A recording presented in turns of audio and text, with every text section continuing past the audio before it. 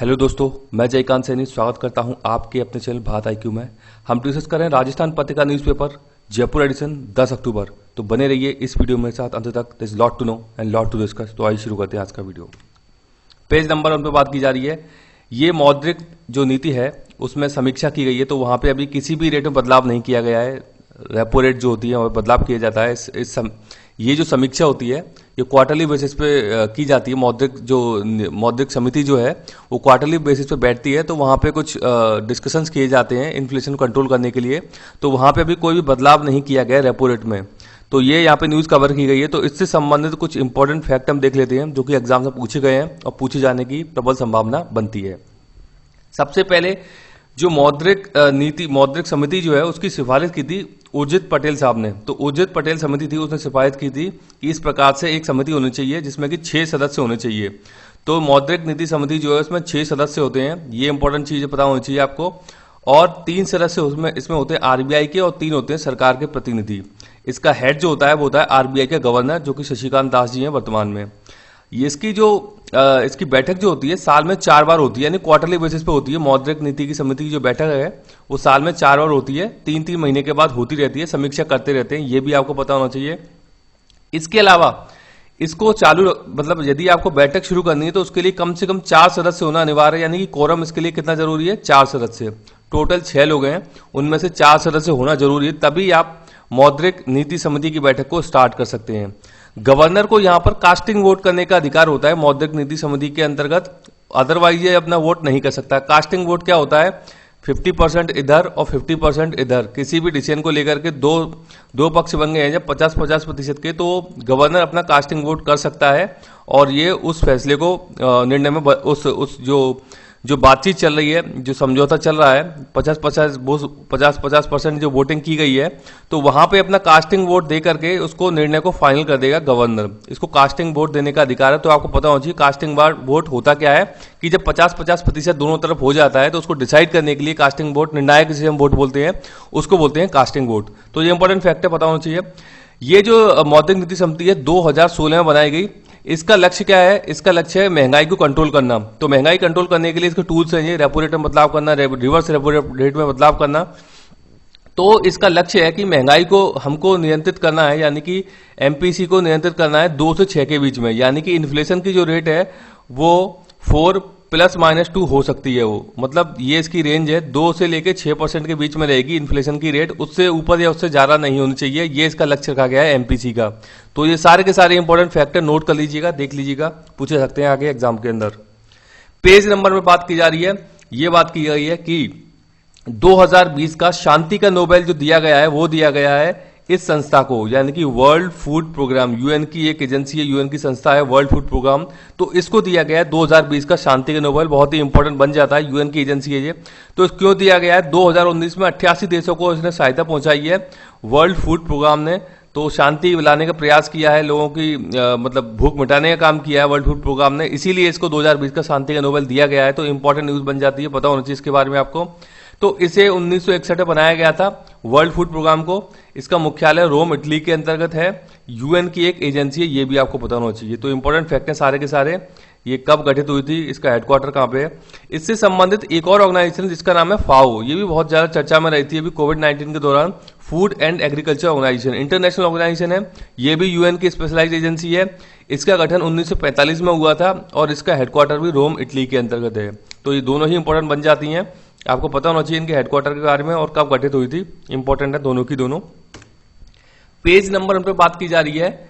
ये क्या बात की जा रही है कि DRDO ने एक सफल परीक्षण किया है। अभी क्या परीक्षण है? DRDO ने एंटी रेडिएशन मिसाइल रुद्रम का परीक्षण किया है। ये आपको पता होना चाहिए, इसका नाम एंटी रेडिएशन मिसाइल है रुद्रम। उसका सफल परीक्षण उन्होंने कर लिया है। ये मिसाइल क्या काम करेगी?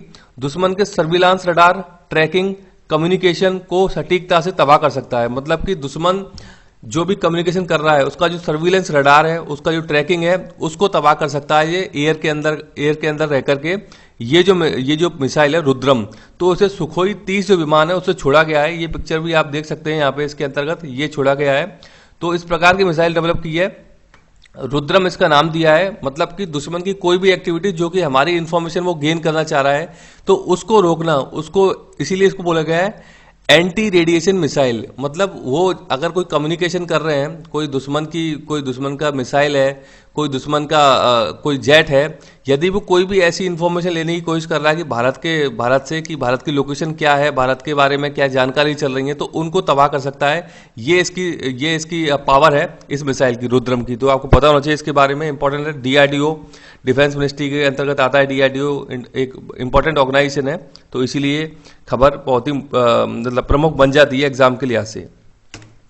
पेज नंबर हम पे बात की जा रही है, ये बात की जा रही है कि ये सैटेलाइट जब हम छोड़ते हैं, तो कोई भी सैटेलाइट जब हम छोड़ते हैं, तो ये जो इसका पार्ट होता है, ये होता है रॉकेट वाला पार्ट, नीचे इसके ऊपर होता है सैटेलाइट। तो ये कोई भी सैटेलाइट हम छोड़ते हैं, तो सपोज कि किसी भी सैटेलाइट को छोड़ने का खर्चा आया 1000 करोड़, तो 1000 करोड़ में से तकरीबन 500 से 600 करोड़ रुपया केवल इस मिसाइल पे ही खर्च हो जाता है, क्योंकि यहां पे बहुत ज्यादा एनर्जी लगती है इस वाले पार्ट पे। तो अभी तक क्या होता है कि हम कोई भी मिसाइल बनाते हैं, वो एक बार जब लॉन्च कर देते हैं तो वेस्ट खत्म हो जाती है, उसको दोबारा रीयूज नहीं कर सकते हम, क्योंकि वो वहां पे जाने के बाद खत्म हो जाती है, तो वो एक वेस्ट हो गया।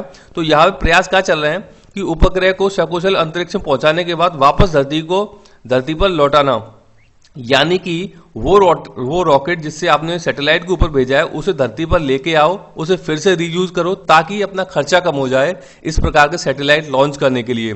तो हमने एक डेवलप भी किया था पहले, SLV-3, जिसका नाम है सैटेलाइट लॉन्चिंग व्हीकल।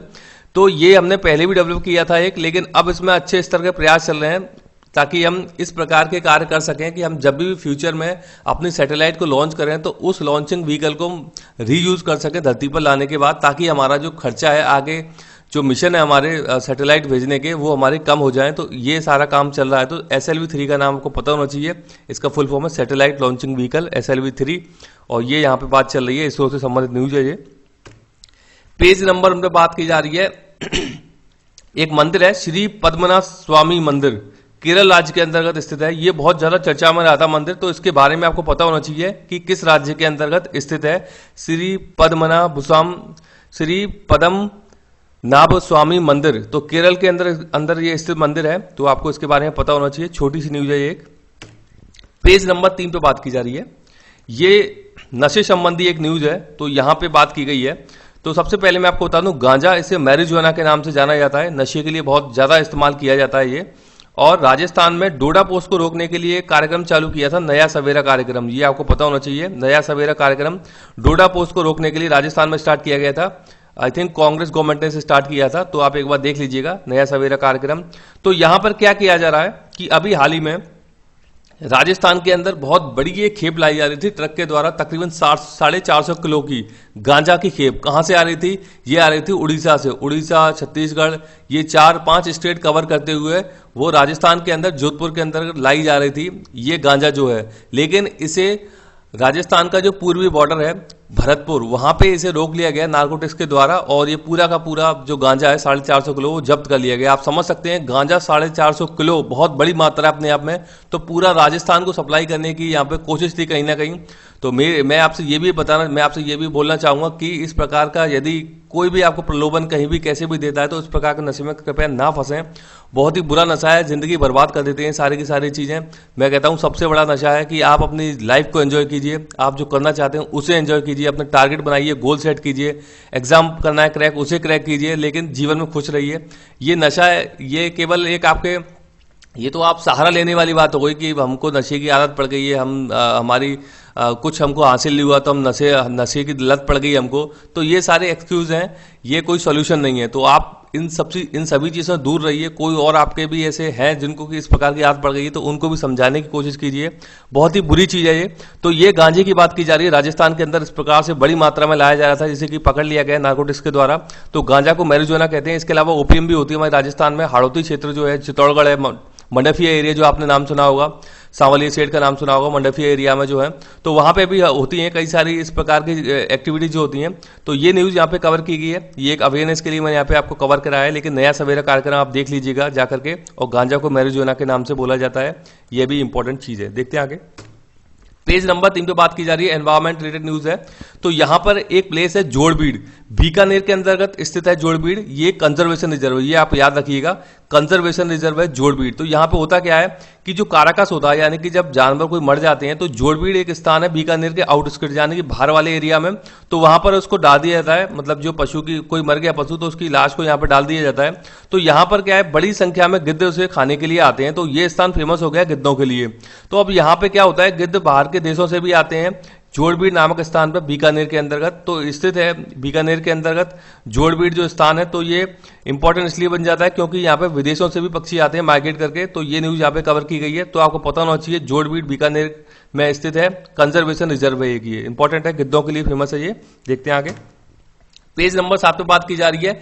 ये पिक्चर है एक जापान की, तो यहाँ पे जापान के अंदर में एक तूफान आया था जिसका नाम है चेन होम नामक तूफान जापान में आया था, और ये शिकोको द्वीप जो है वहां पे उसके दक्षिण में आया था। अब आप मेरे को द्वीपों के नाम बताइए। 4 द्वीप मैं आपको पहले ही बता चुका हूं, जापान के अंदर 4 प्रमुख द्वीप हैं, उनके नाम बताइए। उसमें से एक द्वीप है शिकोको, उसके अलावा 3 द्वीप और हैं, मेरे को कमेंट बॉक्स में कमेंट करके नाम बताइए उन तीनों द्वीपों का, बहुत ही इंपॉर्टेंट द्वीप है वो। तो शिकोको द्वीप के दक्षिण में तूफान आया जिसका नाम है चेन होम, इसे आप याद रखिएगा, ये पूछा जाता है एग्जाम के अंदर।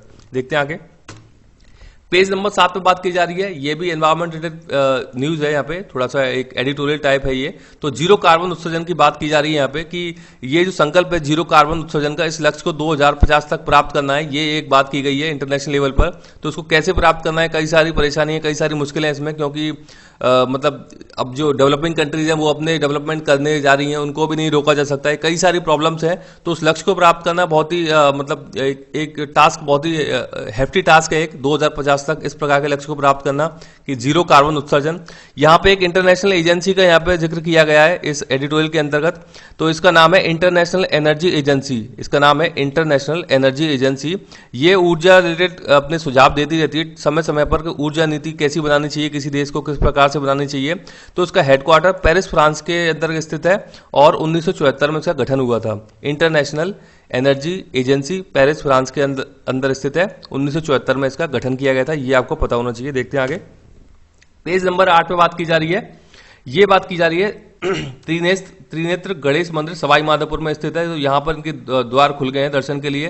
तो मैं आपको बता दूं, मैं आपको पहले ही बता चुका हूं, त्रिनेत्र गणेश मंदिर ये है रणथंबोर नेशनल पार्क। यहाँ पर जो पूरा एक पहाड़ जैसा है उसके ऊपर जाना पड़ता है आपको। यहाँ पर त्रिनेत्र गणेश मंदिर है क्योंकि मैं खुद जाके आ चुका हूं। और ये एंट्रेंस गेट है रणथंबोर नेशनल पार्क में जाने का। इसके इस वाली साइड में है जोगी महल, ये प्रश्न पूछा गया है जोगी महल, तो यहाँ पर स्थित है जोगी महल, ये आपको पता होना चाहिए। ये जो एंट्रेंस गेट है नेशनल पार्क में जाने का, इसके जस्ट साइड में है जोगी महल। तो ये इंपॉर्टेंट चीज है। यहाँ पे आप नेशनल पार्क के अंदर जाते हो फिर घूमने के लिए, जीप और कैंटर के द्वारा जाते हो घूमने के लिए। यहाँ पे गणेश मंदिर है, ये आप देख सकते हैं।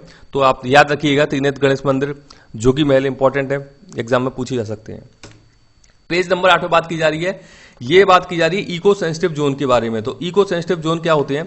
इको सेंसिटिव जोन, ESZ इनको शॉर्ट में बोलते हैं, इकोलॉजिकल फ्रेजाइल एरियाज होते हैं, यानी कि जो इकोलॉजिकली जो कि बहुत ज्यादा मतलब दयनीय या कमजोर स्थिति में है, जहां पे कि उनको बहुत ज्यादा नुकसान हो सकता है, तो उनको बोलते हैं ESZ जोन या इकोलॉजिकली फ्रेजाइल एरियाज, ताकि उनको और नुकसान ना पहुंचे। तो इस प्रकार से डिक्लेयर किए जाते हैं ESZ। अब इनको नोटिफाई कौन करता है? इनको नोटिफाई करता है ministry of environment forest climate change, ये जो केंद्रीय मंत्रालय है पर्यावरण मंत्रालय, तो वो इसको नोटिफाई करता है ESZ को, कौन से एरिया होंगे। अब कौन कौन से एरियाज किए जाते हैं इसमें? प्रोटेक्टेड एरियाज होते हैं, national park, wild life sanctuary, ये जो एरियाज होते हैं यहाँ पर ESZ घोषित किए जाते हैं। लेकिन ऐसा नहीं है कि सारे ही प्रोटेक्टेड एरिया, सारे ही वाइल्ड लाइफ सेंचुरी को ESZ घोषित किया जाएगा। ये नोटिफाई करता है MOEF कि कौन से प्रोटेक्टेड एरियाज को घोषित किया जाएगा, कौन से को नहीं किया जाएगा। लेकिन ये इनके पैरामीटर हैं कि प्रोटेक्टेड एरियाज होने चाहिए, नेशनल पार्क होना चाहिए, वाइल्ड लाइफ सेंचुरी होना चाहिए, उनको ये ESZ घोषित करते हैं। ये घोषित करने के लिए पर्यावरण संरक्षण एक्ट 1986 इसके तहत किया जाता है सारा का सारा काम, तो पता होना चाहिए आपको, पर्यावरण संरक्षण एक्ट 1986 है। इसके अलावा 0 से 10 किलोमीटर तक का एरिया ये हो सकता है। इको सेंसिटिव जोन जो है ये डिसाइड किया जाता है, किसी एरिया के अंदर हो सकता है 500 मीटर हो, किसी एरिया के अंदर 1 किलोमीटर हो, कहीं 5 किलोमीटर, कहीं पर 10 किलोमीटर भी हो सकता है ESZ जोन। तो आपको पता होना चाहिए क्या होता है इको सेंसिटिव जोन, इंपॉर्टेंट है, एनवायरमेंट संबंधी न्यूज है, ये नोट कीजिएगा। पेज नंबर 9 पे बात की जा रही है। ये बात की जा रही है भारतीय फुटबॉलर हैं ये एक, तो इनका नाम अभी एक सूची में शामिल किया गया है। ये क्या है? तो फुटबॉलर विकास यमुनान है, इनका नाम है, आप याद रखिएगा, भारतीय व्यक्ति हैं ये, विकास यमुनान। तो गार्जियन है, द गार्जियन की 2020 की सूची में इसे शामिल किया गया है। ये एक डेली न्यूज़पेपर है ब्रिटिश का, आप याद रखिएगा इसे, द गार्जियन ब्रिटिश संबंधित है। और विकास यमुनान एक फुटबॉलर है भारतीय, इसको शामिल किया गया है। इसमें 60 युवा प्रतिभाशाली फुटबॉलर को शामिल किया जाता है, जिनमें से कि एक भारतीय को शामिल किया गया है। The guardian British Dainik newspaper है, ये आपको पता होना चाहिए। तो इंपॉर्टेंट खबर बन जाती है कि इस प्रकार से भारतीय फुटबॉलर को शामिल किया जाना इंटरनेशनल फुटबॉलर के बीच में। तो विकास यमुनान का नाम है, आप याद रखिएगा, और द गार्जियन के बारे में भी नोट कर लीजिएगा। पेज नंबर 10 पर बात की जा रही है नाइट्रस ऑक्साइड। ये न्यूज यहां पे कवर की गई। नाइट्रस ऑक्साइड प्रदूषण फैलाता है, पर्यावरण के लिए बहुत ही घातक है नाइट्रस ऑक्साइड। तो इसके संबंध में बात की गई है कि इससे पर्यावरण प्रदूषण होता है। तो हम देख लेते हैं ये कहां से कैसे निकलता है। प्राकृतिक रूप से जो है नाइट्रस ऑक्साइड मिट्टी व पानी से निकलती है। कब? जब माइक्रोबियल प्रोसेस होती है उसके दौरान निकलती है, जब नाइट्रिफिकेशन और डीनाइट्रिफिकेशन, आपने नाम सुना होगा। तो ये जब प्रोसेस होती है तो प्राकृतिक रूप से मिट्टी व पानी से निकलती है नाइट्रस ऑक्साइड। एक तो ये चीज हो गई, प्राकृतिक रूप से कैसे निकलती है? मिट्टी व पानी से, जब माइक्रोबियल प्रोसेस होता है, नाइट्रिफिकेशन एवं डीनाइट्रिफिकेशन। इसके अलावा मैनमेड जो इसके स्रोत है, यानी कृत्रिम स्रोत क्या है इसके? एग्रीकल्चर में इसका प्रयोग होता है, वहां से निकलता है नाइट्रस ऑक्साइड। इसके अलावा एसिड एवं नाइलॉन का जब हम बनाते हैं उनको, मतलब उनको मैन्युफैक्चर करते हैं एसिड और नाइलॉन को, तब भी ये नाइट्रस ऑक्साइड निकलता है। दो प्रकार हो गए, एक तो प्राकृतिक रूप से, एक कृत्रिम स्रोत हो गया इसका नाइट्रस ऑक्साइड। क्योंकि ये घातक है पर्यावरण के, तो ये बात की गई है। ब्राजील के बारे में बात की गई है, चीन के बारे में बात की गई, तो भारत भी अग्रणी श्रेणी में आ गया है नाइट्रस ऑक्साइड के प्रदूषण को लेकर के। तो यहाँ पे न्यूज कवर की गई है, इंपॉर्टेंट है, नोट कर लीजिएगा आप। पेज नंबर 10 से बात की जा रही है। ये न्यूज संबंधी है इंडोनेशिया से। तो यहाँ पे इंडोनेशिया में विरोध की आग झुलस रही है, न्यूज कवर की गई है यहाँ पे। तो इंडोनेशिया की राजधानी जकार्ता है और जावा द्वीप पर स्थित है। ये जो राजधानी है इंडोनेशिया की जकार्ता, ये आप याद रखिएगा, पूछा गया एग्जाम के अंदर कि इंडोनेशिया की राजधानी जकार्ता किस द्वीप पर स्थित है? तो जावा द्वीप पर स्थित है। देख लेते हैं इसका एक मैप हम अब। इंडोनेशिया द्वीपों का देश है, ये आप देख सकते हैं, ये भी इसका द्वीप है, ये भी इसका द्वीप है, ये कई सारे इसके द्वीप है यहाँ पे इंडोनेशिया के। तो ये जो एक है, मैं आपको बता दूं, मलक्का स्टेट, यहाँ पे बहुत ही इंपॉर्टेंट है मलक्का स्टेट। तो मलक्का स्टेट मलेशिया और इंडोनेशिया के बीच में है। ये आप कभी जाके मैप में देखिएगा, इंपॉर्टेंट है, पूछा गया है सवाल इससे मलक्का स्टेट से। यहाँ पे सुमात्रा और ये जावा द्वीप, जिसपे कि इसकी कैपिटल है जकार्ता, स्थित है। ये पूरा का पूरा इंडोनेशिया का एरिया है। ये आप देख सकते हैं भारत के रेफरेंस में यहाँ पे इंडोनेशिया है, और इक्वेटर लाइन यहाँ से होकर गुजरती है इंडोनेशिया से होकर के। ये आप देख सकते हैं इंडिया के ईस्ट में वेस्ट बंगाल है, बे ऑफ बंगाल है, और वेस्ट में अरेबियन सी है, नीचे हिंद महासागर है। ये यहाँ पे अंडमान सी आ जाता है, फिर वेस्ट बे ऑफ बंगाल के ईस्ट में अंडमान सी आ जाता है। ये आप देख सकते हैं मलेशिया की लोकेशन है यहाँ पे। ये इंडोनेशिया के पूरे सारे द्वीप हैं। ये तो बड़ा कंट्री है इंडोनेशिया, इंपॉर्टेंट है। तो आई होप इस मैप के थ्रू आपको समझ में आया होगा। तो मुझे आज तो पेज नंबर 10 पे एक और न्यूज है यहाँ पे, ये पोस्टल वीक की बात की जा रही है इसके अंदर। तो यहाँ पे न्यूज क्या है, ये हरकारे से नए दौर के पोस्टमैन, हरकारे इनको बोला जाता था पुराने टाइम में, इस प्रकार से दिखते थे पोस्टमैन, और अभी इनको बोलते हैं पोस्टमैन, राइट। तो हरकारे इनको बोला गया है, और ये अभी मॉडर्न जो इनका है अभी के समय का, तो ये इनकी एक पोशाक देख सकते हैं आप, इस प्रकार से दिखते हैं। अब हम कुछ इंपॉर्टेंट फैक्ट देख लेते हैं। नेशनल पोस्टल वीक 9 से 15 अक्टूबर के बीच मनाया जा रहा है। तो ये एक इंपॉर्टेंट चीज है। भारत में लॉर्ड क्लाइव, आपने नाम सुना होगा लॉर्ड क्लाइव का, जिन्होंने 1765 में इलाहाबाद की संधि की थी। किसके साथ की थी? कमेंट बॉक्स में कमेंट करके बताइए। तो पोस्टल प्लान लेके आए थे 1766 में। कौन लेके आए थे? Lord Clive. 1765 में इलाहाबाद की संधि हुई थी, उसके बाद पोस्टल प्लान लेके आए थे 1766 में लॉर्ड क्लाइव। पश्चिम बंगाल के अंदर लेकर के आए थे इस पोस्टल प्लान को। इंपॉर्टेंट चीज आपको पता होना चाहिए। अब लेकर क्यों आए थे? ईस्ट इंडिया कंपनी के वाणिज्य लाभ हेतु, यानी ईस्ट इंडिया कंपनी के बिजनेस को बढ़ाने हेतु, उनको फायदा पहुंचाने के लिए ये पोस्टल प्लान लाया गया था, ताकि वो और भी ज्यादा लाभ कमा सके, कम्युनिकेशन बेटर हो सके उनका, इसलिए पोस्टल प्लान लाया गया था। अब कुछ और इसमें डेवलपमेंट हुए फर्दर। तो डाक एवं तार विभाग की स्थापना की थी लॉर्ड डलहौजी के द्वारा 1852 में। तो आप समझ सकते हैं ये 1766 से लेकर 1852 में डलहौजी के द्वारा 1852 में इसकी व्यवस्था, इसकी स्थापना की गई थी डाक एवं तार विभाग की। और पहली तार लाइन कलकत्ता से आगरा तक बिछाई गई थी, मतलब जो स्टार्ट की थी पहली तार लाइन, तो वो स्टार्ट की थी कलकत्ता से आगरा के लिए। ये भी इंपॉर्टेंट फैक्ट है, पता होना चाहिए आपको। और Dalhousie Indian post office act लेकर आए थे 1854 में, ये भी आपको पता होना चाहिए, इंपॉर्टेंट फैक्ट है। डाक एवं तार विभाग 1852, इंडियन पोस्ट ऑफिस एक्ट 1856, दोनों के दोनों इंपॉर्टेंट फैक्ट है, पता होना चाहिए आपको इनके बारे में। डलहौजी आप जानते हैं साम्राज्य विस्तारवादी गवर्नर जनरल बोला जाता है डलहौजी को, और डलहौजी डॉक्ट्राइन ऑफ लैप्स का सिद्धांत दिया था डलहौजी ने, ये भी इंपॉर्टेंट फैक्ट है। तो ये सारे के सारे इंपॉर्टेंट फैक्ट आपको पता होना चाहिए। तो आई होप कि वीडियो आपको अच्छा लगा होगा। वीडियो अच्छा लगा है तो ज़्यादा से लाइक करें, शेयर करें, सब्सक्राइब करें, ताकि और भी लोग इस वीडियो का फायदा उठा सकें। और इसी के साथ धन्यवाद।